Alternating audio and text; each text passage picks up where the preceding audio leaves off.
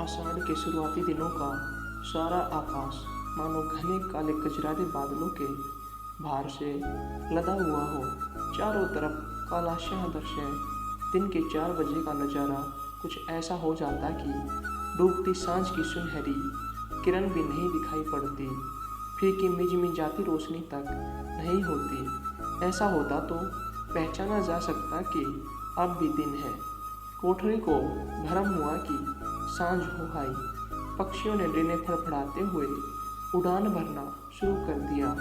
वे भटकते भी रहे, फिर अपने पंख समेटते हुए घने पत्तों की आड़ में जा छुपे। वक्त से पहले ही सुना दिया दिवस का शोक गीत। जिधर भी देखा करुणा उदास शून्यता, जैसे दूर रुआन से गुम हो चुकी स्मृति किसी दूसरे जन्म की, दूसरे देश की भक से दीप्त होती है और डूब जाती है, किसी काले अंधेरे गड्ढे में खो जाती है। जैसे वे सब भी सुंदर मन भरी आशा, शोभन, प्रवीणता और उनके स्मरण से ही बिखर जाती थी रोशनी। आनंद का रास्ता दिख पड़ता था। अभी उस स्मृति के सोपन का आवेश तक मन में टिसता है। सब कुछ खोखला, खाली, चारों तरफ सुनसान। थमी हवा में चारों तरफ लगता है जैसे कोई प्रतीक्षा है, लेकिन आशा की नहीं, आशंका की। जंगल, पहाड़ के भीतर जैसे जगह जगह पर गांव बसे होते हैं, वैसा ही वहाँ भी था। चारों तरफ पर्वत घिरी घाटी, यहाँ वहाँ खेत और कहीं कहीं गड्ढे, सब मिलकर है लेडेन गांव। बीच की बस्ती है बड़ा गांव। 2 कतारों में बने घर। अकेले गांव में 30 घर हैं। अंधेरा घिरते देख पहाड़ जंगल से लोग घर लौट रहे थे। कोई पहाड़ की ढाल पर खेती करने गया था, कोई जमीन खोदकर साफ करने, और कुछ पत्ते लकड़ी खाने के लिए कंदमूल के बोझे सिर पर लाद कर लौट रहे थे। बहुत पुराना गांव है लेडेंग। शांति प्रिय लोग, मेहनतकश मजदूर हैं। लेडेंग का अर्थ है केंचुआ। सचमुच इन लोगों के लिए यह नाम बिल्कुल सही जचता है। आर्य, अनार्य, आदिवासी, अनादिवासी, उड़िया भाषी, कंद भाषी, संबर भाषी, बीच में कभी कभी पश्चिमी पठान। अंग्रेजी राज की शुरुआत के दिनों में कभी अंग्रेजों ने लेडेंग गांव के उकड़ी माली पहाड़ की चटियल जगह पर गोरी पलटन की छावनी भी बनाई थी। देशी राजाओं और देशी लोगों से लड़ाई होती थी। ऐसे ही कितने प्रकार के लोग वहाँ मिल गए, रक्त से रक्त, निश्वास से निश्वास, रीति नीति से रीति नीति। सचमुच जैसे वह बुला लाई है नाना प्रदेशों से, नाना संस्कृतियों को। सबके एक हो जाने के बाद भी वहाँ की भाषा उड़िया ही रही है। घर में हिंदू धर्म, किसी से भी पूछो तो नहीं कहेगा हमारा घर कन्याकुब्ज, हमारा घर लंका। यह बात उनकी कल्पना में भी नहीं। वह कहेगा मैं लेडेंगिया हूँ, मैं लेडेंग का आदमी हूँ। अपनी मिट्टी, अपने देश के नाम पर कभी किसी ने उनका गर्व नहीं देखा है। गर्व कहने लगता है कि यह आदमी खुद को दूसरों से बड़ा मानता है। इस गांव के लोगों के साथ ऐसी बात नहीं। एक बार एक पढ़े लिखे सज्जन आए थे और सस्ते में, या यूँ कहें मुफ्त में, उसने इनसे कुछ मक्का लेने की कोशिश की। गांव के मुखिया ध्रुव सिंह और कुछ एक चुनिंदा लोगों के बीच उनकी खुशामद करने के मकसद से उसने कहा, दोहरे शिलालेख में सम्राट अशोक जिन कुछ अनजान लोगों की कथा लिखवा गए, उनमें जरूर तुम्हारे पुरखे भी थे। वे महावीर योद्धा थे। अशोक ने कलिंग देश को जीतकर कब्जे में जरूर ले लिया था। जंगलों में रहने वाले उन वीरों को वे नहीं जीत सके थे, हार कर पीछे लौट गए। इसलिए अपनी बात लिखवाते समय पत्थरों पर खोदकर उन्होंने लिखवाया, अभिजीत नाम। ध्रुव सिंह ने सिर हिलाकर कहा, नाम कमाना सबसे अच्छा है। सज्जन ने और भी समझाया। गांव के लोगों ने सिर हिलाए। लेकिन जरा भी उत्साहित नहीं हुए। ध्रुव सिंह बोला, वो बात छोड़िए, हमारी इस नदी पर अगर एक बांध बन जाता तो ढेरों खेतों की सिंचाई हो सकती है। हम जितना बांधते हैं सब धसक जाता है। हमसे यह काम नहीं होगा। वह कौन करेगा? कब करेगा? पहले ये बताओ। बड़े बड़े तालाब पोखर खुदवा देने पर उनमें पानी रहता, गर्मियों में पीने तक पानी नहीं मिलता। धान चावल और हर दिन 3 रुपए कर्ज में मिल जाते तो कितना अच्छा होता। क्या करे कि थोड़ी अच्छी फसल हो, थोड़ा ज़्यादा खाने को मिले। यह बात कौन समझता है? कहो, हमारे किस दादा परदादा का, कौन दादा परदादा कोई महान योद्धा था? वह सब जानकर क्या हमारा पेट भरेगा? हमारी तकलीफ के बाद क्या कभी हमारे पूर्वज हमारे पीठ सहलाते हैं? बूढ़े धनु पंडित बोले, सच है, सच है। हम क्या और लड़ाई क्या, हम लेडेंग के लोग हैं। कंद कहेंगे लेडेंग, हम कहेंगे केचुआ। केचुआ माटी के साथ रहता है, माटी को बनाता है, खाता है, खोदता है, मर जाने पर माटी की शक्ति बढ़ाता है। हम भी वही हैं। किसी राज की या युद्ध की बात हमारी बात नहीं है। धनु पंडित प्रसिद्ध ब्राह्मणी देवी के पुजारी है। पंडित ब्राह्मण नहीं बल्कि आदिवासी है और ब्राह्मणी 2 के ऊपर 1 और जमा कर रखे गए सिंदूर पुते 3 काले पत्थर, 1 काले कपड़े से ढका है। सामने 3 सीधे सलख साल के खूंटे गाड़ दिए गए हैं। पता नहीं किस काल में कंद लोगों के धरणी देवता रहे होंगे वे, फिर किस काल से बन गए ब्राह्मणी देवी। लेकिन परम वैष्णवी दुर्गा की तरह वहाँ पर पूजा सात्विक उपचारों से नहीं होती। मुर्गा, सुअर, बकरों की बलि चढ़ाई जाती है, शराब का भोग लगाया जाता है। वहाँ तरह तरह के पूजा पर्व और त्योहारों में दशहरा और दुर्गा पूजा भी होती है। महानवमी की सुबह भैंस की बलि दी जाती है। दूर दूर से लोग आते हैं। आषाढ़ के उस दिन छायाओं के लौटने के समय अंधेरे में लेडेंग गाँव, उसकी धरती, आकाश, पर्वत जब बुझने लगे थे, अटके हुए थे जैसे किसी प्रतीक्षा में, उस वक्त पहाड़ के ऊपर से सुनाई पड़ा एक भयंकर गर्जन। फिर जैसे एक के बाद एक लगातार और प्रचंड, उस भयानक आवाज़ से चारों दिशाएं कांपने लगी। घाटी में हर किसी ने वह गर्जन सुना होगा। चारों तरफ निस्तब्धता, कहीं खट की आवाज़ तक नहीं। सचमुच जैसे मेंढक भी बेआवाज़ उचककर दुबक गए। ध्रुव सिंह अपनी पर्ची पर बैठा, अपनी थुथुल तोंद पर अपने बरस भर के नाती को सुलाकर नचा रहा था, थपकियाँ दे रहा था। तभी हाँफते हाँफते दौड़कर आया धनु पंडित। दोनों एक ही उम्र के थे, 60 के ऊपर और 5। ध्रुव गोरे रंग का था, जात का गोंड, सिर टोपी की तरह, पीठ से चिकन गंजा और चारों तरफ घने काले सफ़ेद बाल। धनु के केस जूट की तरह के थे, लेकिन अभी भी घने। जात का वह थानापति था। लंबे बालों को बीच से 2 हिस्सा करके उसने पीछे की तरफ फेर रखे थे। वे गर्दन तक आते थे। घनी मूछे, लंबी घनी दाढ़ी।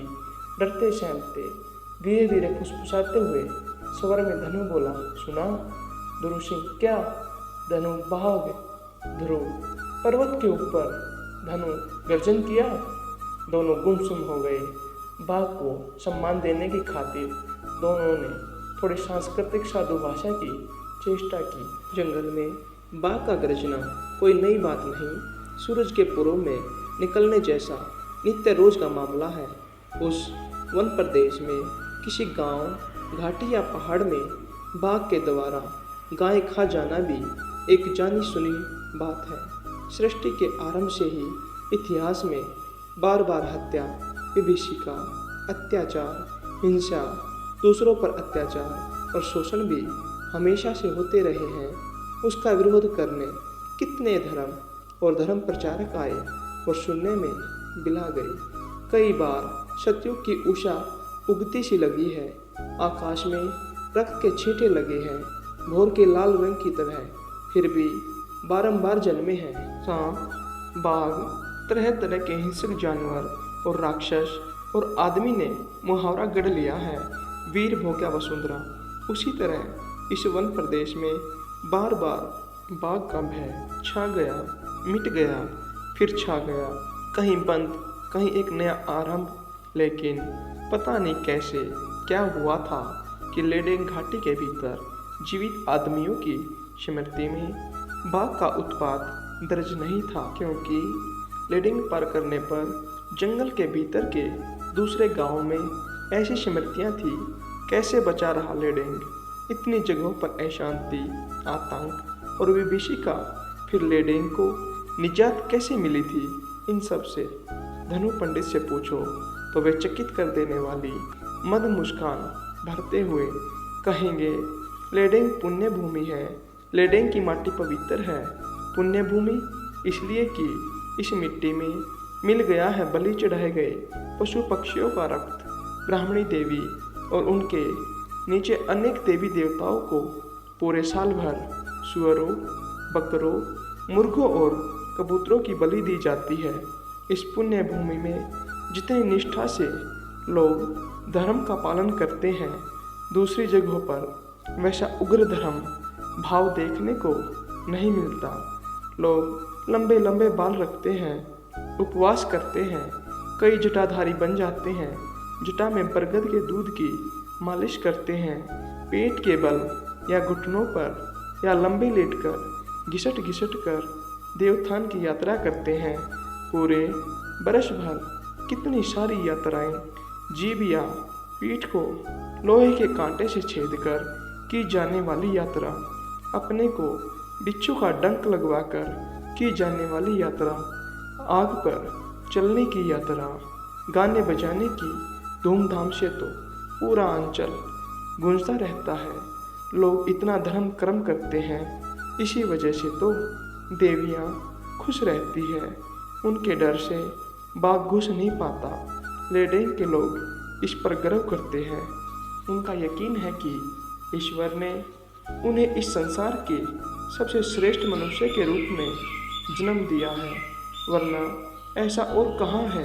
धार्मिक कारण के अलावा लोग फुसफुसाकर गुपचुप ढंग से एक और बात कहते हैं। अंग्रेजों के अमल में जिस वक्त पहाड़ के ऊपर बरगद के तले फौजी लोग छावनी बना रहे थे, तभी से अनेक वर्षों तक इस अंचल में गोरे साहब लोग बाघ मारने के लिए डेरा डालते थे और घूम घूम कर शेरों का शिकार करते थे। बाघ मारने का उनको बहुत शौक था। अपने साथ ले जाने के लिए उन्होंने लेडेंग के 3-4 लोगों को फोकट में बंदूकें दे दी और उनको चलाना सिखाया। बाघों के मर जाने पर उस जंगल में बेधड़क घुमा जा सकेगा। जंगल कर्मचारी, आबकारी विभाग के लोग, पुलिसकर्मी या दौरों पर जाने वाले कर्मचारी इत्मीनान से घूम सकेंगे और व्यापारियों के लिए तो जैसे रास्ता खुल जाएगा। पुण्य भूमि लेडेंग में बहुत दिनों तक ऐसा ही होता रहा था। बाघ का डर नहीं था, जहाँ मर्जी घूमो। जंगल के लोगों द्वारा पहाड़ की ढाल पर या दूसरी जगहों पर जंगल साफ करके उगाई गई हल्दी, कांदे की फसल, मिर्च, मक्का, जाड़ा, सरसों, अलसी, कटहल, अनानास, केले, संतरे, ढेर इमली, अधिक पालुए, महुआ, जो मर्जी कम दाम में या कि फोकट में ही बाहर ले जाकर छड़े दाम पर बेचकर मुनाफा कमाओ, क्योंकि न तो बाघ था न कोई बंदिश। और उसके बाद अचानक बाघ का गर्जन। उसके दूसरे दिन फिर डूबती सांझ की बेला में बाघ की दहाड़ सुनाई पड़ी। वह आज़ाद गरजता घूम रहा है, सचमुच जैसे गरगराती आवाज़ में संदेश दे रहा है। यहाँ मेरे पुरखों के ज़माने से बाघ का शासन था। वन का राजा है बाघ, और अगर बाघ नहीं है तो बाघिन। बाघ के वंश का जो कोई भी बात एक ही है। बीच में पता नहीं कैसे कुछ दिन खाली रह गए थे, लेकिन मैं फिर लौटा हूँ। इस वंश का अटूट क्रम फिर शुरू हो गया। फिर सारी रात पहर पहर चिल्लाते रहे शियार, सचमुच जैसे वे बाघ या बाघिन के भाट थे। लेडेंग के कुछ लोग इस तरह भी सोच रहे थे जैसे खुद ध्रुव सिंह पहली रात को बाघ गरजते गरजते दूर निकल गया और फिर एक साथ अचानक शियारों ने चिल्लाना शुरू कर दिया, जैसे जान बचाने के लिए ही वे इस तरह चीख रहे हो। चिल्लाना बंद हुआ, समझो जान गई। ध्रुव सिंह अपनी पत्नी से बोला, सुना यह है जयनाथ, मुझे बहुत डर लग रहा है जी। कोई डर नहीं, हमारी पुण्य भूमि है, यहाँ बाघ का शरीर खट नहीं पाएगा, वो भाग जाएगा। और ये जो शियार है, कोई भी अनजान जंतु अगर बाहर से आए और अपनी कदकाठी धमक चमक से इन्हें डरा दे तो ये उसकी भी जय जयकार करने लगेंगे। मुर्गी के कलेजे से भी कमज़ोर कलेजा होता है शियार का। ये हमेशा से असल डरपोक है। शियारों का झुंड सारे जंगल में बहुत चिल्लाया, जैसे शियार एक दूसरे के साथ प्रतियोगिता कर रहे हो। फिर चुप हो गए। रात बीती। धीरे धीरे बाघ के बारे में कुछ ज़्यादा सूचनाएं मिली। गिल्ली मिट्टी पर उसके पैरों के निशान देखे गए, उनकी माप ली गई। इन निशानों से पता चला विशालकाय बाघ है। उसके साथ दो छोटे छोटे बाघों के पदचिन्हों की भी पहचान हुई। अनुमान किया गया कि विकराल बाघिन है, उसके साथ उसके दो छोटे बच्चे हैं। धीरे धीरे समय बीतने के साथ गांव के कुछ लोगों ने उन्हें किन्हीं किन्हीं जगहों पर कभी कभार दिखाई देने की बात भी की। लोग अगर जंगल न जाए, काम न करे तो उनकी ज़िंदगी नहीं चल सकती। जंगल ही है उनका घर, लेकिन डर के मारे वे सतर्क हो गए। अब अकेले जाने की बजाय दल बनाकर काम करने जंगल में जाते। बाघ का गर्जन सुनने के अलावा दूसरा कोई नुकसान नहीं हुआ। फिर तो पहले पहर गाय भैंस चरते हुए भटक जाती तो मिल जाती थी। 3-4 दिन के बाद यह खबर फैलने लगी कि पास की किसी जगह से गुहाल में घुसकर बाघिन किसी गाय या भैंस या बैल को घसीट ले गई। तब लिडेंग गांव में बात फैल गई कि बाघिन मतवाली हो गई है और अंधाधुंध खा रही है। लोगों के मन में डर समा गया। लोगों ने जानवरों पर बंदिश लगा दी, पगही में बांधकर घर में ही रखा। भूख से भले ही उनके पेट में आग जलने लगी, फिर भी उन्हें खोला नहीं गया। खुद जंगल जाकर घास पत्ते लाकर वे उनका पेट भरने लगे। लेकिन फिर शुरू हुई असल बघेई। बाघिन आदमी खाने लगी। बाघ घास नहीं आदमी खाता है। लोगों की जुबान पर रची बसी हर युग की कहावत रही है, यह सभी को पता है। जैसे यह कि जहरीला सांप डसता है, जंगली भैंसा सिंह घुसेड़ता है। स्वभाव का मुंह बंद न कर दो तो स्वभाव बाहर आता ही है। जैसे स्वाधीन भाव से आदमी सोचता है, संसार में अगर जन्म लिया है तो जिंदा रहते तक 2 मुट्ठी अन्न पाना हमारा जन्मगत अधिकार है। शायद उस बाघिन ने भी कुछ ऐसा ही सोच रखा था कि मेरी हर दिन की खुराक मेरा जन्मगत हक है। लेडेंग के आसपास के 8-10 गांव के कई लोग बाघ के पेट में समा गए। लेडेंग में उन सभी लोगों के बंधु बांधव रहते हैं। उसके बाद कवार में बादल की ताकत थोड़ी कम हो गई। जंगल में लंबे घास, नई ताज़ा घास फूस। उस समय भी लेडेंग मौजे की अलग अलग बस्तियों से 2-2 दिन के अंतराल में कुछ लोग बाघ के शिकार हुए। दिन गिनते गिनते पूरे 6 आदमी, एक 8 वर्ष की लड़की, 2 स्त्रियां, एक बूढ़ा और 2 युवक कोई गांव के नीचे के झरने पर गया था। वहीं से बाघ ने उसे उठा लिया। कोई समूह के साथ रास्ते पर चल रहा था। बाजू से बाघ ने झपटकर उसे दबोचकर खींच लिया। कोई मचान पर बैठा खेत की रखवाली कर रहा था। 1.5 पुरुष ऊंचा मचान। बाघिन ने कुटिया के पीछे जाकर मचान पर छलांग लगाते हुए टक्कर मारी। आदमी नीचे गिरा और फिर शिकार। बाघ आदमी खाता है, फिर ये तो बाघिन है। इसकी ज़रूरत और प्रयोजन कुछ ज़्यादा है। दोनों बच्चों को शिकार करना सिखाने के अलावा अपना और बच्चों का पेट भी भरना है। इसमें कोई संदेह नहीं कि अगर बाघिन के मन में बाघ विवेक जैसा कुछ होगा तब लेडेंग गांव के आदमियों को खाना उसका विवेक सम्मत कार्य ही है। वह अपने वंश की परंपरा ही चला रही है। लेडेंग के लोग चाहे उसकी जितनी निंदा करे या गाली गलौज करे, सब उससे डरते हैं, उसकी भक्ति करते हैं। लेकिन आखिर कितना सहे। उलझती पुलझती लेडेंग की घाटी में जारी हो गई आदमखोरी। शोक, क्रोध, निराशय एक साथ मिलकर लेडिंग वासियों को बेचैन करने लगे। लोग सिर्फ इसी विषय पर बात करने लगे। अब न तो लेडिंग में कोई बंदूक थी और न उसे चला सकने वाला आदमी। बाहर जाकर इस तरह का कोई उपाय शायद लेडिंग के लोगों ने किया होता, लेकिन तुरंत धनु पंडित को ब्राह्मणी देवी का आदेश हुआ, तीर धनुष, गुलेल गोटी, परछा तलवार, जो भी है वही पकड़ो। चैत के महीने में जंगल में शिकार करने की तरह दल बना लो और निकल पड़ो, बाघिन का वंशनाश कर डालो। वह देवी नहीं दुष्टा है, ये मेरा हुक्म है, वह मरेगी। डरते थर थर कांपते लेडिंग घाटी के बड़े गांव के छोटे छोटे मोहल्लों में अचानक ही नई आशा और नया तेज देखने को मिला। जगह जगह गांव के स्त्री पुरुष, बूढ़े बच्चे इकट्ठे होते और उन्हें देवी का हुक्म एक बार सुना दिया जाता। उसके साथ साथ बाघिन की अपजस की कथाएं और असली बाघिन का गर्जन फिर सुनाई नहीं पड़ा। लेडिंग घाटी और आसपास के वन प्रदेश में बीच बीच में सिर्फ बाजा बजने का स्वर गूंजता और एक तृप्त मनुष्य की बुलंद आवाज कभी कभी उस भीड़ और चीख पुकार के बीच शब्द पहचान में नहीं आते। अरे ओ बाघिन, तेरा अंत आ गया। बाघिन चुप थी, जैसे उसने भी समझ लिया था कि अब उसके पास गिने चुने दिन बचे हैं। जानवर होने के बावजूद उसे पता था कि जिस तरह तलवार से कलम ज़्यादा ताकतवर है, उसी तरह संसार में सबसे ज़्यादा ताकतवर चीख अर्थात मुखधमनी है। वे हंस हंस कर चर्चा करने लगे। अब तो बाघिन गाय तक नहीं खा रही, आदमी तो दूर की बात है। डर गई, समझ गई है कि मौत सामने खड़ी है। ब्राह्मणी देवी के पास भगमार पूजा की गई। पंडित ने पूरे दिन भर उपवास किया और उसके साथ गांव के मुखिया ध्रुव सिंह ने भी। बाजों की आवाज़ के बीच पंडित बुदबुदा रहा था, उसकी आंखें चढ़ी हुई थी। लोगों ने उसके पैर छुए। जब शाम ढलने लगी तो ध्रुव सिंह और धनु पंडित ने ऊंची आवाज़ में उपस्थित जनता को बाघ मारने के सारे तौर तरीके समझाए। अगली सुबह लेडिंग के सारे लोग ब्राह्मणी देवी के पास जमा होंगे।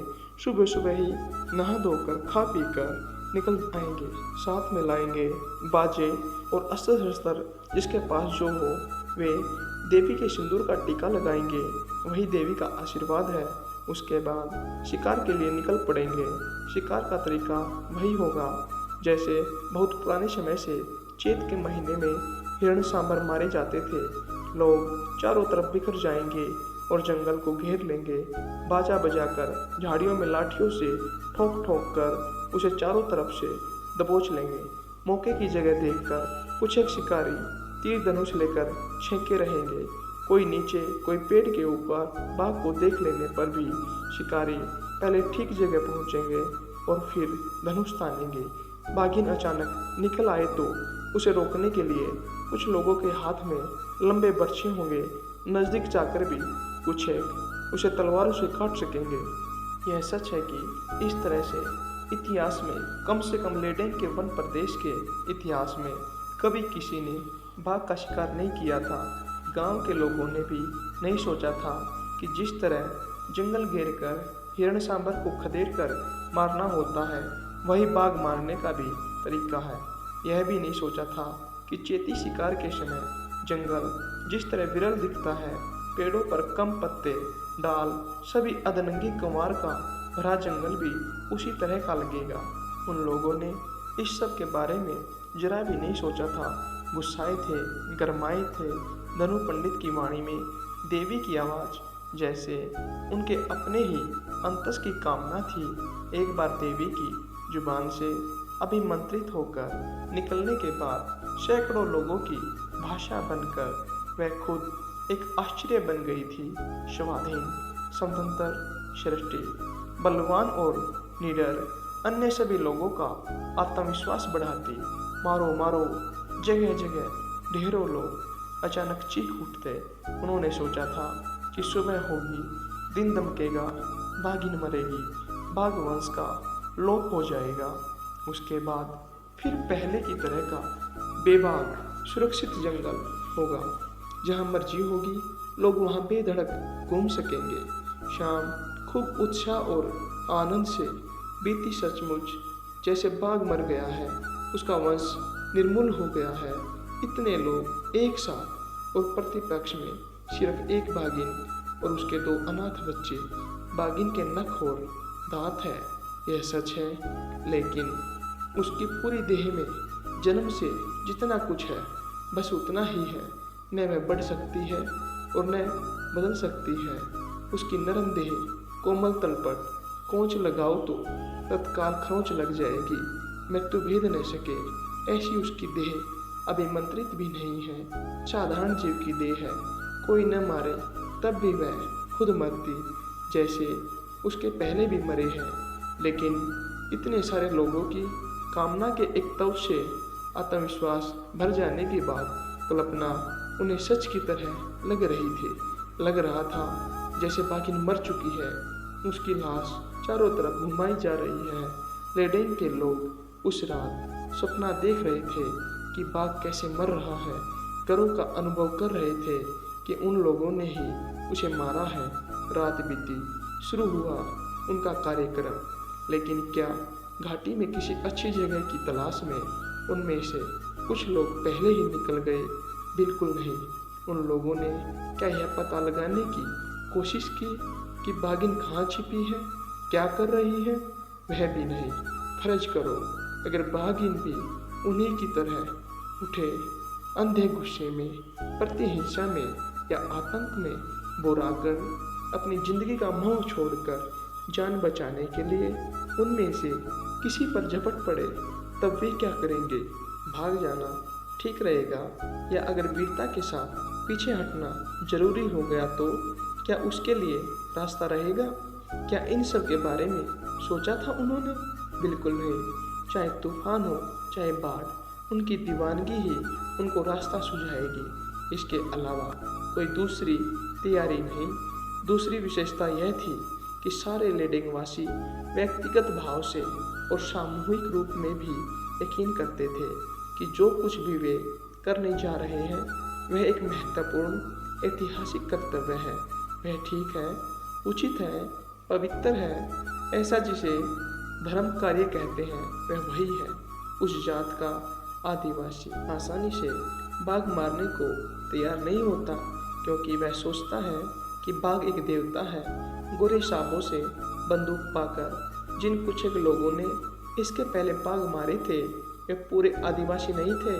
फिर भी उन्हें आदिवासी संस्कारों पर आस्था थी, लेकिन अपने विश्वास के साथ उन्होंने इसलिए समझौता कर लिया था कि पाप लगेगा तो गोरे साहबों को लगेगा, क्योंकि बंदूकें उन्हीं साहबों ने दी थी, चलानी भी उन्होंने ही सिखाई थी। लेकिन उस दिन सुबह के समय लेडेंग वासियों के मन में उस तरह के संस्कार का अगर मगर नहीं था। स्वयं देवी ने कहा है, बाघ ने मरकर भी सचमुच जैसे मर चुका है, वे होंगे सिर्फ निमित्त मात्र। इसलिए इत्मीनान से इस विषय में बातचीत करेंगे और जाएंगे। देवी के सामने लोग इकट्ठे हुए, देवी की पूजा हुई, पंडित ने सिंदूर दिया, सब ने टीका लगाया। लेडेंग गांव के मुखिया ने एक जोशीला भाषण दिया। लेडेंग घाटी जितनी शांत, जितनी सुरक्षित थी, उसके बाद बाघिन ने कितने उपद्रव किए हैं, बाघिन के विरुद्ध कितने सारे अभियोग मुखिया ने लगाए, उनको जुबानी तौर पर प्रमाणित किया, बाघिन को अपराधीन घोषित किया, उसे मृत्युदंड की सजा सुनाई। फिर धनु पंडित ने भी वही बातें दोहराई और भी कुछ एक लोग भाषण देने के लिए छटपटाए। हाथी समान ऊंचाई की जिस चट्टान पर भाषण दिया, उस पर चढ़ने के लिए कुछ ठेलपेल भी मची। ऊपर से देखा तो एक साथ इतने लोगों की भीड़ थी कि थाली फेंकने पर वह नीचे न गिरे। ध्रुव सिंह भीड़ को देखकर चिल्लाया, अब बातें करके अलसाए रहने का वक्त नहीं है, धूप चढ़ाई है, अब होगा असली काम। सब एकजुट होकर जंगल का घेराव करके बाघिन को मार डालेंगे। लाश आने पर फिर इसी चट्टान पर इकट्ठे होंगे, या तो बाघिन रहेगी या हम। जोरों की चीख पुकार मची, बाजे बजे, फिर सभी जंगल की तरफ रवाना हो गए। बारिश में वन झुलसा हुआ था, बड़े बड़े वृक्ष और लताएं जाल की तरह उलझ पुलझ कर गुत्थम गुत्था थी। नीचे की झाड़ियां भी सघन थी, कहीं सीने भर ऊंची, कहीं आदमकद, घास भी वैसी ही। ढाल से ऊपर पहाड़ की तरफ पसरा हुआ है जंगल। जंगल से भरे पहाड़ में कई गड्ढे, दरारें, खाइयाँ, कहीं अंधेरे में बहता झरना, कहीं कहीं घने जंगल में आगे वाला व्यक्ति पीछे वाले को और पीछे वाला आगे वाले को देख नहीं पाता। हरे उड़न के नीचे सांप है या बाघ कह सकना असंभव था। जगह जगह एकदम संकरी रहा। बारिश के दिनों में पानी की पतली धार के प्रवाह की रहा और कई जगहों पर वह भी नहीं, रास्ता नहीं। लाठी ठोंकते, अंदाज मारते कोई एक पहले अंचली राह पर चलता, फिर उसके पीछे पीछे तमाम लोग। वन की गहनता जैसे सारे शब्दों को ढक लेती और शब्द फूलकर खोखले होकर गायब हो जाते। अपना अस्तित्व बचाना ही बड़ी बात हो जाता है, कोई दूसरा उपाय सूझता ही नहीं। उत्साह मंदा पड़ने लगा था, लेकिन बाजा बजाकर चीख चिल्लाकर वे उत्साह को बरकरार रखे हुए थे। किसी किसी के पास शराब भी थी। 2 घूंट गटकते ही बदन में फुर्ती चहक उठती थी। लेकिन शाम हुई तब जंगल और भी डरावना, अंधेरे से गुप्त घना जंगल प्रतीत हुआ। लोग वहाँ आने का मूल उद्देश्य ही मानो भूलने लगे। चल रहे हैं तो बस चल रहे हैं। जंगल के भीतर भीतर और भीतर ढोल की आवाज़ धीरे धीरे दूर होती चली गई। कुछ लोग आगे निकल गए, कुछ पीछे रह गए। ध्रुव सिंह चल रहा था, कोपिन कसकर बांधी है, उसके ऊपर एक छोटा गमछा, सिर पर एक लाल पगड़ी, गांव के मुखियापन का प्रतीक। उम्र हो गई है, चलते समय चर्बी भरी तोंद हिलती है, भारी शरीर, जांघों की आपसी रगड़ से चमड़ी छिल गई है। उसके चौड़े कंधों पर टांगियां झूल रही है, धनुष टंगा है, कमर में बंधी रस्सी से लटकी हुई है, हाथ भर लंबी कटार, हाथ में बर्छा है। उसके पास पास चल रहा धनु पंडित, धनुष, कुल्हाड़ी और हाथ में तलवार। ध्रुव सिंह ने धनु पंडित के चेहरे की तरफ ताका। वह कुछ सोचते हुए अनमनस्क चल रहा है, कुछ कहता नहीं। ध्रुव सिंह ने भी कुछ नहीं कहा, लेकिन चारों तरफ आंखें फेरने पर उसे अकबकी लगी। सच जाने कहाँ वह जा रहा है। ध्रुव सिंह सोच रहा था, थल और समय ये दोनों तो अनंत है। माटी भी थल, आकाश भी थल और जल भी क्या कहीं खत्म होता है?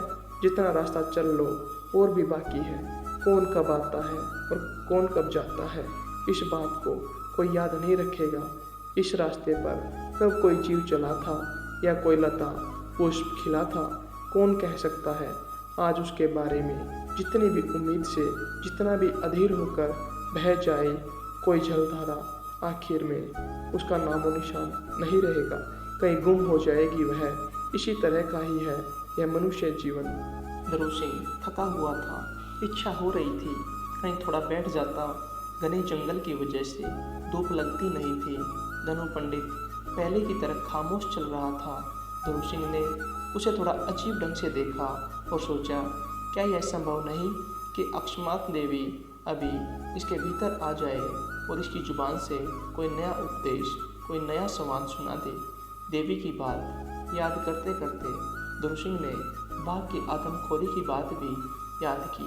देवी धनु पंडित के भीतर अवतरित होकर अभयवाणी सुना चुकी है। उसने खुद सुनी है, इसलिए अब डर की कोई बात नहीं। उसने मान लिया है कि अब बाघ मरेगा ही। जो अभागिन और अभागे बाघ के पेट में जा चुके, वह उन्हीं लोगों के बारे में सोच रहा था। कम से कम उनके मरने के पहले तो देवी ने दया की होती, उसने सोचा और लंबी सांस छोड़ी। उसे लग रहा था सचमुच जैसे वे सब एक एक कर उसके पास आकर गुहार रहे हो। मैं बिल्कुल मरना नहीं चाहता था। ओह, और कितने वर्ष जिया होता। कैसा अन्याय, कैसा अत्याचार, कैसा पाप, बिना अपराध के भी।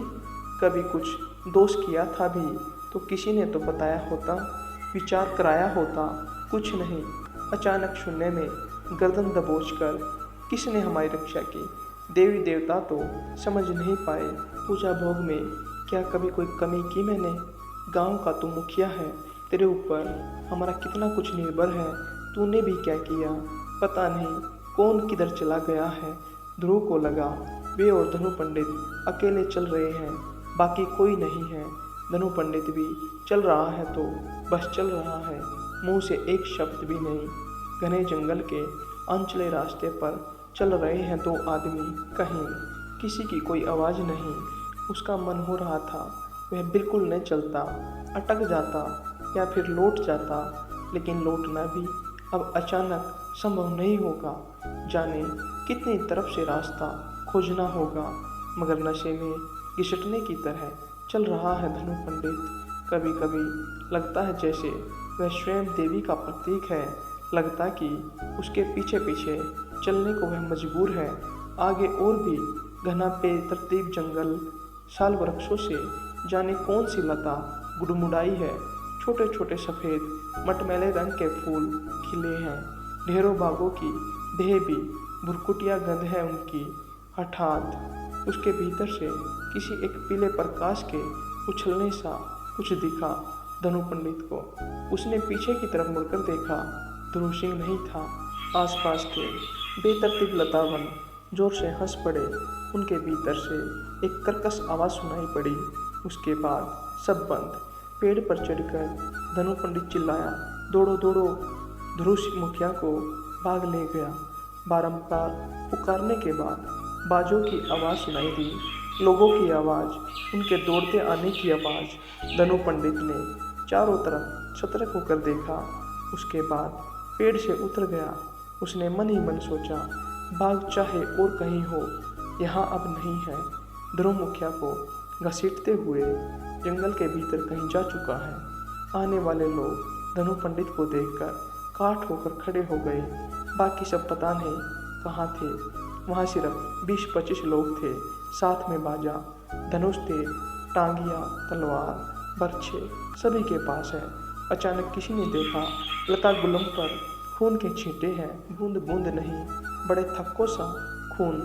फिर उसकी एक धारा बनती सी एक झाड़ी पर ध्रुव मुखिया की लाल पगड़ी भी थी।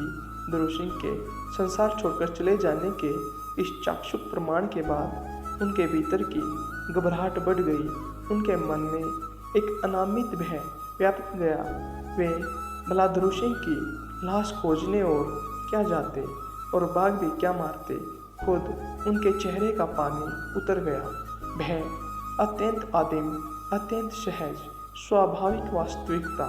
अगर किसी में वह उपजा तो वह खुद होता है सृष्टा। कितने विचारों, कितने आचारों, कितने सपनों, कितनी कल्पनाओं की सृष्टि कर डालता है। एक साथ इतने सारे लोग आगे पीछे आजू बाजू में खड़े, लेकिन भय की कीमिया लाद कर जैसे एक दूसरे से अलग थलग, भीतर भय की डोर को अनुभव करने के बाद जैसे और किसी दूसरी चीज़ को, जीव को या भाव को अनुभव करने की जिम्मेदारी उनकी नहीं रह गई। झूलते रहे धनुष, टांगिया, कटार, तलवार, बर्छे, लाठी, अब से सब है निरर्थक और गैर जरूरी बोझ है। सिर्फ इतना कि उन्हें ढोए रहना नियति है। ध्रुव मुखिया के लिए वे शोक करना भी भूल गए थे। जंगल से बाहर निकलने की सोच रहे हैं, लेकिन आते समय इस बारे में उन्होंने सोचा तक नहीं था। चारों तरफ पेड़, पहले कहीं अगर कोई पहचाना निशान भी था तो बारिश के 4 महीनों में वह बेनिशान हो चुका है। अनाप शनाप बेतरतीबी का प्रसार है।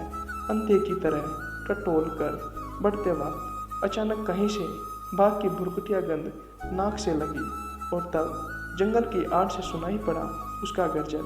एक के बाद दूसरा दूर रही, करीब तब इकट्ठा हुआ सारा दल छिन-भिन्न होकर भागा, जिसे जिधर रास्ता मिला उधर।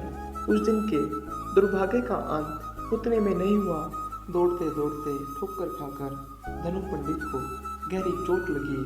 वह अकेला लंगड़ाता हुआ चल रहा था कि उसी वक्त तीर की तरह एक बरहा उस पर झपटा। धनु पंडित की दाईं जांघ उसने चीर डाली, हड्डी टूट गई। पट होकर वह छटपटाते हुए चीखा। किस्मत अच्छी थी उसकी, बरहे ने उस पर दांत नहीं गड़ाए, सींग नहीं चुभोए, उसे रौंदा नहीं, चला गया, अपने रास्ते जाकर कहीं छिप गया। ब्राह्मणी देवी के अधिष्ठान के पास लोग धनु पंडित को उठा लाए। लहूलुहान देह, अवश्य गर्दन लटकी हुई।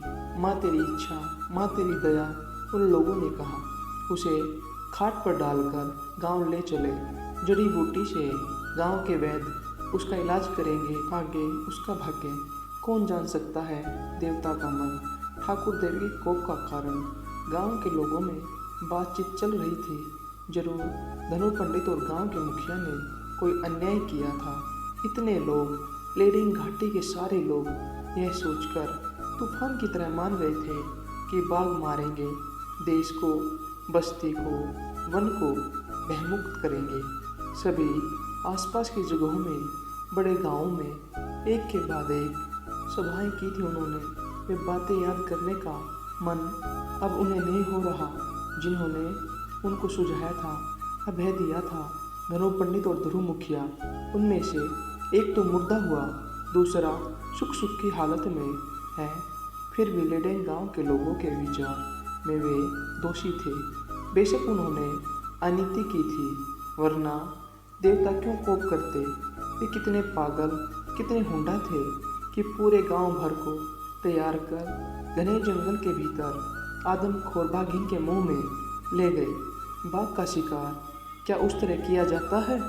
बंदूक थी उनके हाथ में, नख और दांत तो बाघ के पास अपने पास है, लेकिन क्या उस जैसा शरीर और कौशल हमारे पास है? बाघ ने दौड़ाया तो बचकर भागने का उपाय सोचा था उन्होंने। अपने भाग्य के बल पर ही न हम बचे। बाघ के मुंह में पड़ जाते तो क्या वे हमें बचाते? एक नहीं, सौ सौ, हजार हजार की संख्या में लोग इकट्ठे होते और बस यही बात करते, वे बच गई हैं, इतना ही बहुत है। बंधे बंधे गाय भैंसों की हड्डियां निकल आई, पर उन्होंने उनको खोला नहीं। चाहे उपवास हो या कोई दूसरी तकलीफ, गांव के बाहर कोई नहीं निकला। विजय के उल्लास में बाघिन भी बार बार दहाड़ती रही। अभी तक जंगल में रहती थी, अब गांव की बस्ती बस्ती में घूमने लगी।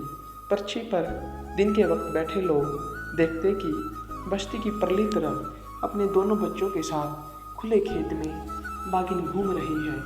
बाघिन के गर्जन से दीवारों से दीमक झड़ जाती, सूखे पत्ते झड़ने लगते। वास्तव में बाघिन इसलिए चीखती थी कि उसे आहार नहीं मिल रहा था। गाय भैंस गुहाल में बंधी रही, आदमी गांव से बाहर नहीं निकले। जंगल के जीव जानवर कहीं जाकर छिप गए। उनमें कुछ नुकीले सींगों वाले भी थे, उन्हें कायदे से पकड़ना पड़ता था।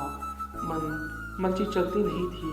शायद बाघिन का यह अभियोग, छोटे छोटे दो बच्चों को लेकर आहार के लिए मैं कहाँ कहाँ दौड़ूंगी, मैं बाघिन हूँ, मुझे खाना मिले। लेडेन के लोगों को शांत सरल बोल बतरस की कपाट बंद सुरक्षा को दहलाते हुए अचानक खबर लगी कि रात को सोते समय किसी आदमी को घर के भीतर से उठा ले गई बाघिन। ईंट या पत्थर की नहीं, माटी झाटी की दीवारें थी उनकी। बाघिन आती दांतों से चबाकर, नाखूनों से नोचकर सेंध बनाती, बड़ा सा छेद करती और घर के भीतर घुसकर उठा ले जाती। उसकी कुटबुद्धि का यह हैरत, हिम्मत व दुस्साहस था। गुहाल तोड़ने को उसका मन ही करता था। शायद वजह यह है कि गुहाल की दीवार पर मोटे मोटे साल के खूंटे लगे होते थे, या शायद आदमी के मांस का स्वाद उसकी जीभ पर बस गया था। अपना घर भी निरापद नहीं तो फिर चारा क्या है? लेडेंग के लोगों को गुस्सा आया, वे आहत हुए, शोक किया, उन्होंने निराश हुए, लेकिन सहने के अलावा उन्हें कोई दूसरा उपाय सूझता नहीं था। लेकिन आम गैर आदिवासियों को इस परिस्थिति से जितना दुख हुआ होता, उन्हें उससे कहीं ज़्यादा हो रहा था। आम गैर आदिवासियों ने यह अनुभव तो किया ही, इसके साथ उन्हें गहरे अपमान का बोध हुआ। बाघ हो या कुत्ता, जानवर उनकी दृष्टि में सिर्फ जानवर नहीं है, वे उसे आदमी की तरह ही समझते हैं। उसके काम को न्याय अन्याय के कांटे पर तोलते हैं। इसलिए जो कुछ भी होता वह उनकी दृष्टि में बुद्धिहीन, विवेक रहित, चेतनाहीन जंतु की पाशविकता नहीं थी। एक साथ मिलकर भी बाहर निकलने का साहस उनमें नहीं था। उसके बारे में तेज आवाज़ में बात करने में भी डर लगता था। क्या पता वह सुन ले। बाघ तो जानवर है, वह क्या मनुष्य की बोली समझ सकेगा? लेकिन वे उस तरह नहीं सोच रहे थे। वे उसे एक मानुष पिशाच की तरह मान रहे थे, या मनुष्य से ज़्यादा श्याना। उन्हें तो ये भी यकीन था कि उसमें देवी शक्ति है, देवी की दया करुणा नहीं बल्कि असाध्य साधने की ताकत। इसलिए ही उसे देव रूप में रखा जाता है, उसकी मूर्ति गढ़कर पूजा भी की जाती है। लेकिन कानों कान फुसफुसाहटों में उसके पैशाचिक अन्याय, अपकीर्ति की निंदा, आलोचना जारी थी। हत्या आखिर हत्या है। दूसरे के घर में अन्यायपूर्वक जबरन घुसपैठ करके निर्दोष आदमियों को जबरदस्ती उठा ले गई। छी छी बागिन देवी, ये कैसा अन्याय है। तुम हम तो जात सगे हैं, भाई भाई। वे युक्ति करते, कद काठी बेशक अलग है, लेकिन तुम बड़े हो, कितना तगड़ा शरीर है तुम्हारा, कितने गुण, इसलिए तो हम तुम्हारी पूजा करते हैं। तुम वन की रखवाली करोगे, हमारे दुश्मनों को भीतर नहीं घुसने दोगे, हमें पालोगे पोसोगे तुम्हारे भोजन के लिए। तो जंगल के इतने सारे जानवर हैं, उल्टे तुम हमारे प्रति अन्यायी हो गए। आदमी कितना भी गरीब क्यों न हो, रास्ते पर चलने का, काम करने का हर किसी का हक रहा है। हर युग में बाहर काम न करो तो पेट में निवाला नहीं जाता। तुमने हमारा वो हक छीन लिया, तुम्हारे डर से रास्ता बंद हो गया। अब हमें बात करने में डर लग रहा है। तुम झपट कर गर्दन जो दबोच लोगे, बाहर निकलने में भी तुम्हारे साथ टक्कर जाने का डर। तुम्हारे चंगुल से वहाँ भी छुटकारा नहीं। और थी एक जगह घर। घर क्या है? इस दुनिया में जितने भी प्राणी हैं वे सब अपने नाम के वास्ते एक घर बनाते हैं। कोई ज़मीन में बिल बनाता है, कोई पेड़ पर घोंसला, कोई एक छोटी सी कुटिया। द्वार बंद कर देने के बाद हर कोई अपने अपने घर में सुरक्षित, बाहर से कोई देखने वाला नहीं। अपने घर के भीतर आदमी खुद अपना राजा है और वहाँ है उसकी पत्नी, बच्चे, उसका परिवार। अपनी मर्जी से चाहे जो कर सकता है, कोई उसे डराने धमकाने वाला नहीं। घर में रखा करते हैं कुल देवता, पूर्वज रखवाली करते रहेंगे और व्यक्ति चैन की नींद सोएगा। तुम कहाँ के अन्यायी असत्या, बाघ देवता आए, घर में इत्मीनान से निडर होकर सोने का हक भी छीन लिया। घर की इज्जत नहीं रही, अभय नहीं रहा, विश्वास नहीं, आसरा नहीं। रातों रात किसके घर से किसे उठाकर ले जाओगे, इसकी पहले से कोई सूचना भी नहीं होती। कैसा अधर्म है। मन में बाघ को चाहे जितनी गालियां दे, उनका डर टूटता नहीं था। रात भर लोग लकड़ी जलाकर आग तापते और रत जगा करते, दिशा फरागत के लिए भी बाहर नहीं निकलते।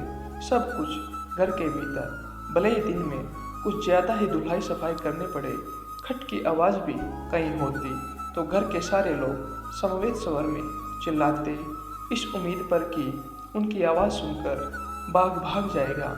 जबकि उस आवाज़ से पड़ोस के घर के लोग तक कोई शोर शराबा नहीं करते। इतनी सावधानी के बावजूद घटना थमती नहीं थी। पता नहीं कब लेडेन गांव की किसी भी पल्ली के किसी मोहल्ले से भागिन रातों रात किसी आदमी को उठा ले जाती और जगह जगह दिन को उसके पैरों के निशान देखने को मिलते। जैसे जैसे ठंड बढ़ी वैसे वैसे बाघ का उपद्रव भी धीरे धीरे यह हुआ कि रात हो या दिन, आदमी घर में सोया हो या नीचे के झरने से पानी लेकर लौट रहा हो, आदमी अकेला हो या झुंड में, कहीं से भी तो निकलकर बागिन झपट पड़ती और किसी को उठाकर चल देती।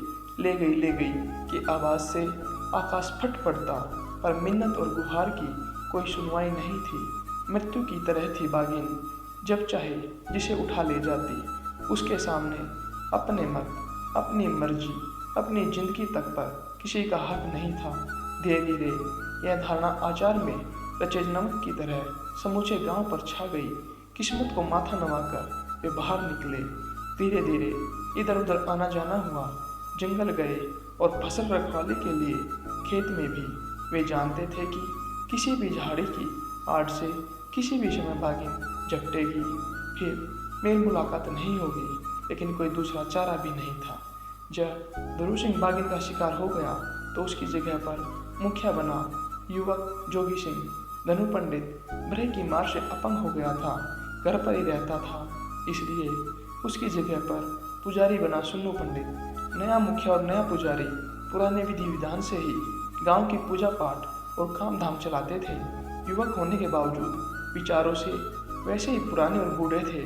उनकी दृष्टि में लोगों को चलाने का रास्ता उसी पुराने विश्वास का रास्ता था जो कि उनके पूर्वजों ने युगों युगों से बना रखा था।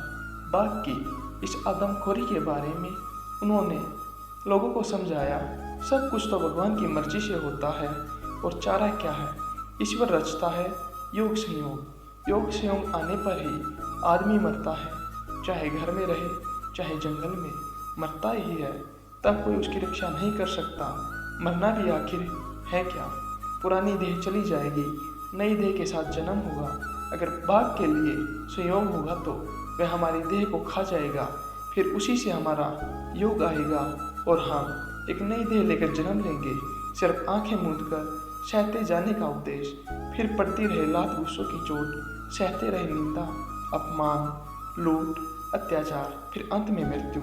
युगों तक हारते, दुख सहते सहते, भागकर जंगल की शरण लेने के बाद भी नाना कष्ट भोगते लेडेन निवासियों का मन जैसे दो मुट्ठी खाकर जिंदा रहना ही उनके लिए महान कर्तव्य था। गोरे आए तो शुरू में उन्हें खदेड़ने के लिए वे भी लड़े थे, मरे थे, हारे थे और उनको आदर दिया था। बाद में फिर कुछ लोगों ने उनको उकसाया, तब और अधिक जनहानि हुई, अत्याचार हुए। अतीत की वह लोमहर्षक कहानी रह गई। भविष्य में डराने के लिए उन्हें लाज नहीं लगती।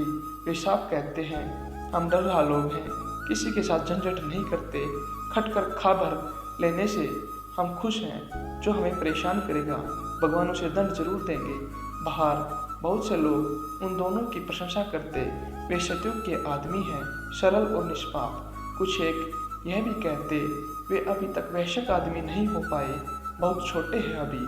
उचित अनुचित, अधिकार, सच, साहस, इन सब के बारे में उनकी धारणा बनने में और फिर उस धारणा के हिसाब से काम करने में अभी बहुत देर है। पहले वे वैश्यक तो हो जाए।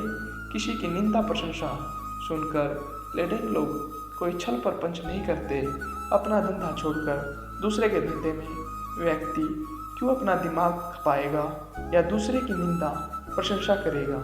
सामान्य लेडेन वासी को यह बात समझ में ही नहीं आती। उसकी दुनिया, लेडेन की यह घाटी, उसके जंगल, पहाड़, वहीं जहाँ वह बड़ा होता, घूमता, जीता और आंखें मूंदता है।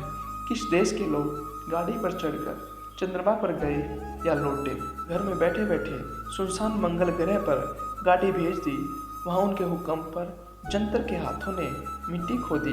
कहाँ किस जगह लोगों ने इतना ताकतवर, इतना मारक बाण फटाका बनाकर रखा है कि जिस भी राज को ध्वंस करने की मर्जी हो तो मिनट भर में उसका नामो निशान मिटा देंगे। ऐसी कितनी सारी बातें लेडेन घाटी में उड़ती उड़ती आ गई थी। जैसे धूल उड़ती है, वन के पत्तों पर जम जाती है और फिर गायब हो जाती है, वैसी ही ये बातें भी बाहर बाहर ही उड़ गई थी, भीतर भेद नहीं पाई थी। अगर वे सब बातें कभी छेड़ो उनके सामने तो वे कहते हैं, अगर कहो कि अमुक जंगल में हाथियों के भी पंख होते हैं और वे उड़ते हैं तो क्या हम विश्वास करेंगे? जरूर उस देश में और कोई जड़ी बूटी मिलती होगी जैसे शराब में मिलाने पर नशा और तेज हो जाता होगा। विज्ञान की जादुई कथा सुनकर उनका कोई भला नहीं हो रहा था। इंसान अभी भी वहाँ बाघ का आहार है। आदमी का जन्म पाकर भी अपने घर, अपने गांव में निर्द्वंद घूमने फिरने का उसे हक नहीं है। हर पल भय कमर तक सीधे नहीं कर सकता, सीधे सीधे किसी को देख तक नहीं सकता। फिर भी लेडेन घाटी के भीषण भीरू लोग अपने इतिहास पर गर्व करते हैं। गर्व के कारण रूप में बार बार एक ही बात दोहराते हैं। देखो कितने कितने गांव के कितने सारे लोगों की जड़ें तक खत्म हो गई। सुना है हमने वहाँ गांव था, आदमी थे, कहीं राजा भी थे, पीढ़ी दर पीढ़ी, युगों युगों तक। अब है शालवन, बेतवन, लंबी घास, कहीं कहीं ईंट और खपोरों का ढेर। लेकिन हम लेडेंगिया हैं, हम तो हैं इसी गांव में हमेशा से। ये टीले और गड्ढे, ये बस्ती और मोहल्ले, ये सब मिलकर है हमारा लेडेंग। इस संसार में हमारे लेडेंग की तरह कोई दूसरा राज नहीं, दूसरे लोग नहीं। हमारा रक्त प्राचीन है, पवित्र है, हमारा समाज सबसे अच्छा है और हमारा धर्म सबसे बढ़िया है। इसलिए तो बाकी गांव की अपेक्षा हमारा गांव कायम है। रोना चिल्लाना सुनाई पड़ता, आज इसके घर से कल उसके घर से, बीच बीच में महाबली के गर्जन से गांव कांपता, लेकिन बाघ की आदमखोरी बंद नहीं होती। उसके बाद माघ की अमावस्या के बाद लेडेंग के पास के जंगल में चीख पुकार मच गई। आधी रात से जाने कितनी देर तक एक के बाद एक लगातार बाघ की गर्जन सुनाई पड़ी। क्या खासियत थी इस गर्जन में? पहले पहले तो गड़गड़ाहट सी आवाज़ आती थी, गुफा के भीतर से सुनाई पड़ती थी गुस्से से गड़गड़ाती चीख। लेकिन फिर क्या हुआ? बाघ के गर्जन का सुर बदल गया, क्लांत और कातर होने लगा। स्वर रह रहकर सुनाई पड़ता, कमजोर और कातर। आज बाघिन रो रही है। धनु पंडित अपने बेटे को बता रहा था, जख्म भर गया लेकिन कमजोरी गई नहीं, दर्द अभी तक मिटा नहीं, वह अभी तक चल फिर नहीं सका है। सुन रहा है बेटा, जिसने मुखिया को खाया और भी कितने लोगों को खाया, हर किसी को बकरी बना दिया था, जिसने जो उसके ऊपर भी आज कोई दुख का पहाड़ टूट पड़ा है। वरना बाघ के मुंह से ऐसी कर्राहट नहीं निकलती। बाघिन के मरने पर तू रोता ना बापू। सच तो यह है, उसका क्या दोष? वह जो कर रही है देवी के कहने पर कर रही है, वरना कैसे पेट भरती। और अभी देवी उसे रुला रही है। जंगल शांत हो गया, बाघिन की चीख थम गई, लेकिन किसी ने उस बारे में कहा किया नहीं। उसी तरह डरते डरते उनका जीवन गुजर रहा था। आकाश में एक जगह गिद्ध चक्कर काट रहे थे। दूसरे दिन और ज़्यादा गिद्ध दिखाई दिए, घने झुंड में उड़ते, नीचे की तरफ झपट्टा मारते। जंगल से आती हवा में सड़ी हुई गंध तैर रही थी। अंदाज लगाने में लोगों को देर नहीं लगी। पहाड़ के नीचे कोई बड़ा अजगर मरा होगा, किसी जानवर को बाघिन अध खाया छोड़ गई होगी। ढेरों संभावनाएं थी। गिद्धों का उड़ना भी बंद हुआ, दुर्गंध भी गायब। बाघिन का गर्जन सुनाई नहीं पड़ा, न किसी के खाए जाने की सूचना मिली। माघ बीता, फागुन भी चला गया, फिर भी बाघिन के दर्शन नहीं। अपनी बातों में वे कहते, आज नहीं तो कल बाघ का तो राज है ही, उसे रोकेगा कौन। चैत महीने में जंगल में एक अचंबा हुआ। परंपरा के अनुसार लेडेंग के लोग बाजा बजाकर इकट्ठे होकर शिकार करने जंगल में गए। हर किसी में प्राणों का भय था, क्या पता बाघ खा जाए, लेकिन बाघ नहीं आया। तीर से कोई कोटरी, कोई हिरण मरा। विकट उत्साह में नाचते गाते लोग गांव लौटे। थोड़ा साहस, थोड़ी उम्मीद बढ़ी। जंगल में किसी नई जगह पर खेती करने के लिए कहीं कहीं जंगल काटकर लोगों ने आग जलाई, फिर भी बाघ के दर्शन नहीं। गर्मी आई, जंगल खाली सुनसान, घास तक सूख गई, देखने पर दूर तक साफ दिखाई देता। लोग फिर जंगल में घूमे, तरह तरह की चीज़ें बीनी। जंगल के अंदर नए तरीके से काम किया। बारिश आई, बहुत दिनों से बाघ ने किसी को नहीं खाया, उसका गर्जन नहीं सुना गया, किसी ने उसे लंबे समय से देखा भी नहीं। इसलिए लोग गुजरे दिनों की तरह डरे नहीं, खेती के काम में लग गए। लेकिन फिर भी मन में बेचैनी थी, जैसे बिन बुलाए आ जाती है मौत, वैसे ही कभी भी आ धमकेगा बाघ। हर युग में हर जगह बाघ निकला है और उसने शिकार किया है। संसार में जितने दिन तक मनुष्य नाम का प्राणी जीवित है, बाघ नामक जंतु जिंदा है, किसी न किसी जगह आदमी को खा ही रहा है। आषाढ़ मास की देवी पूजा के दौरान गांव का मुखिया लोगों को समझा रहा था, लेकिन अगर हम देवी को उसकी मनमर्जी की बलि चढ़ाते रहेंगे तो हमारे गांव के किसी भी मनुष्य को बाघ नहीं खाएगा। वे नहीं जान सके, कोई नहीं जान सका कि जंगल के भीतर जाने किसी ऐतिहासिक युग के एक भग्नावशेष राजनगर का एक अधपटा गहरा कुआं था। उसके मुंह पर लताओं का सघन जाल बिछ गया था। बाघिन का सिर और उसकी हड्डियां उसी कुएं के अंदर पड़ी थी। खाल भी सड़ गई थी। घटना अत्यंत आकस्मिक थी। बाघिन और उसके दोनों बच्चे कुएं के करीब खड़े थे। एक तगड़े बरहे को देखकर बाघिन ललचा गई। पहले गर्जी, सामने तीर की तरह दौड़कर बरह ने बाघिन के पेट में सींग घोंप दिए। बाघिन और बरहा दोनों कुएं में गिर गए। बाघिन ने बरहे को नोच डाला। जैसे किसी सामंती समय में किसी नगर के अंदर किसी गोपन हत्याकांड की उद्भट कहानी सी किसी राजा के नगर में या मुगल बादशाह के रंग महल में अंधेरे तहखाने में छुरा और जहर और बाहर तरह तरह के रंगों का खेल, हंसी, महकती सुगंध ज़्यादा हो तो कोई सस्ती कैफियत जनता को फुसलाने समझाने के लिए आदमी के इतिहास में बाघिन के विषय में एक भी शब्द नहीं बचा। सिवार और जलघास से पेट पोखर में रात को कभी किसी दिन मानो एक तेंदुआ सांप उबक चुबक रहा था, मछलियाँ पकड़ रहा था, वैसा ही या उतना ही बस।